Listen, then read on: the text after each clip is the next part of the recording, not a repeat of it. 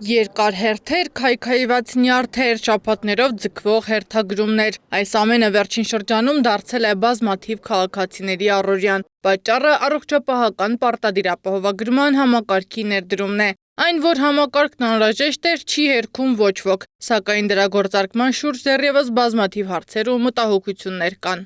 Համակարգի ամենամեծ ու անլուծելի թվացող խնդիրներից մեկը սկիզբ ունեցող, բայց վերջ չունեցող հերթերն են։ Հիվանդները ստիպված են ցավերի, գանգատների մեջ սպասել իրենց հերթին, որը գուցե ամիսներ հետո գա։ Ֆեյսբուքյան օգտատերերից մեկը նման դեպքի մասին ահազանգ է հնչեցրել։ Վերջինս ողնաշարի սուր ցավեր ունի, հանդիսանում է առողջապահական պարտադիր ապահովագրության շահառու, սակայն չի կարողանում օգտվել դրանից։ Մի քանի օր է ինչ մեջքի շրջանում ցավեր ունեմ, ոչ կարողանում եմ նորմալ նստել, ոչ կանգնել, ոչ քայլել, ոչ էլ քնել, դե աշխատելու մասին էլ չեմ խոսում։ Առաջին օրը մտա Արմետ հավելված, որ այց վերցնեմ պոլիկլինիկա, ամենամոտ օրը հուլիսի 1-ն էր։ Բնականաբար հասկացա, որ չեմ դիմանա այդքան, մտածեցի լավ, ուրեմն շտապ օգնություն կանչեմ, թող հոսպիտալացնեն։ Շտապը եկավ, գանգատները ներկայացրի բժշկին, ասացի, որ ողնաշարի ճողվածք ունեմ, գուցե դրանից է։ Ասաց այսպիսի դեպքերում չեն հոսպիտալացնում, ցավազրկող սրսկեցին։ Շտապ օգնության բժիշկները հորդորել են իրենց կանչելու փոխարեն դիմել պոլիկլինիկա, եթե տեղ չկա, ապա զանգել թերապևտին ու ներկայացնել վիճակը։ Կապվում եմ թերապևտի հետ, ասում է առանց այցի ոչինչ չի կարող անել, խոստանում է երկուշաբթի, եթե որևէ մեկը չեղարկի իր այցը, կգրանցի ինձ, իսկ մինչ այդ ասում է ինչ սրսկվել։ Այսօր առավոտյան 5-ի կողմերը ցավերից արթնանում եմ, ստիպված շտապ եմ կանչում։ Գալիս նորից ցավազրկում են, դժգոհում եմ, թե ինչու նախորդ օրվա բժիշկը չհոսպիտալացրեց, բժշկուհին էլ, թե խնդիր չկա, արի հոսպիտալացնենք։ Բժշկական կենտրոնում MRT հետազոտություն են նշանակում ու պնդում, որ քաղաքացին պիտի վճարի, քանի որ միայն պոլիկլինիկան կարող է անվճար հետազոտության համար ուղեգիր տրամադրել։ Իսկ ինչու պիտի ընտրեմ վճարովի տարբերակը, եթե ունեմ պարտադիր ապահովագրություն, որը ծածկում է դա ու որին պետությունը առանց ինձ հարցնելու ստիպել է միանալ, ինչու պիտի փաստացի կրկնակի վճարեմ։ Քաղաքացու այս գրառմանն արձագանքել է առողջապահության նախարարության մամուլի քարտուղար Մարիամ Ծատերյանն ու պնդել, ողնաշարի ցավն ամբողջ աշխարհում համարվում է պլանային դեպք։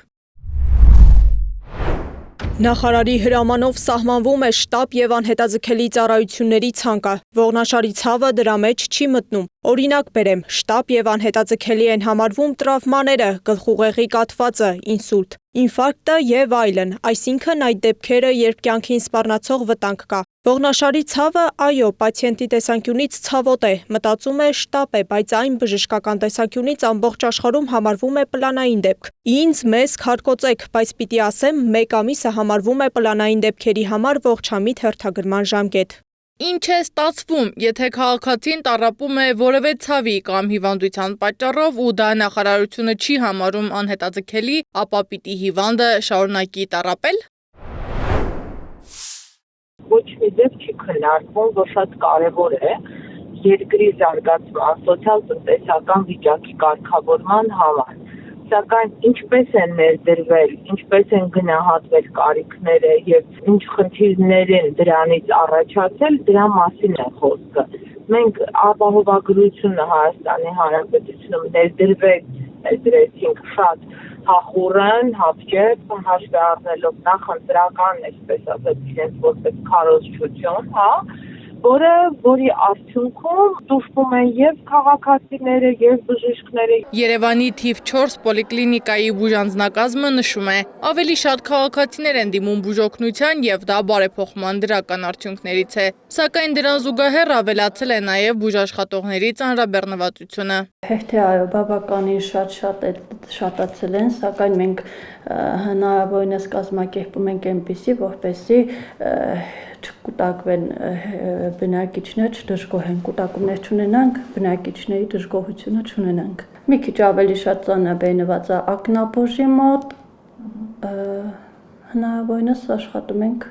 Մասնագետները շեշտում են, խնդիրը ոչ այնքան համակարգի գաղափարն է, որքան դրա փուլային եւ հավասարակշռված ներդրումը։ Միևնույն ժամանակ բուժաշխատողների մի մասը նշում է, որ աշխատանքի ծավալի աճը դեռևս չի ուղեկցվում աշխատավարձերի կամ սոցիալական երաշխիքների համարժեք վերանայմամբ։ Օրինակ, նեղ մասնագետներն ի տարբերություն թերապևտների ստանում են ավելի քիչ աշխատավարձ, սակայն նրանց աշխատանքի ծավալը կրկնապատկվել է։ Վարձատրությունը, որ համեմատես, ասենք, թերապևտի ու նեղ մասնագետի, ճիշտ է, իրանց աշխատանքը չեմ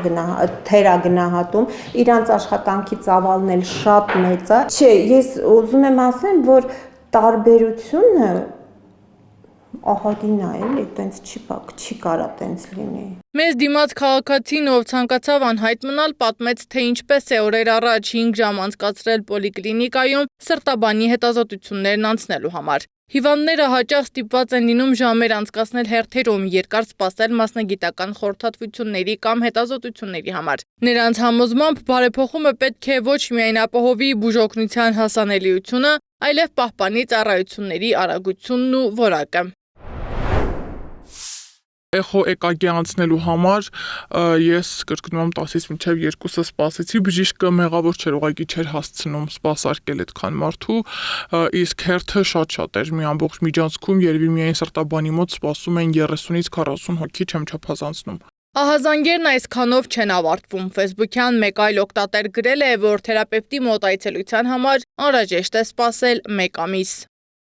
Ես էլ օրերս զանգեցի պոլիկլինիկա, որ այց վերցնեմ թերապևտի մոտ։ Ասացին հուլիսի 20-ից հետո կարող եմ գրանցվել։ Հայտնի պոլիկլինիկան գլխին այնքան շահառու է հավաքել, որ իմ թերապևտն ինձ 1 ամիս հետո միայն կարող է ընդունել։ Ստացվում է, որ անգամ շտապով հիվանդանոց տեղափոխվելուց հետո չես ստանա հասանելիք բուժումդ, քանի դեռ թերապևտը քեզ չի ընդունել։ Ցավերի մեջ պետք է գալարվես այնքան, մինչև հերթդ հասնի, բայց ամեն ամիս ստիպված ես փող տալ այդ համակարգին։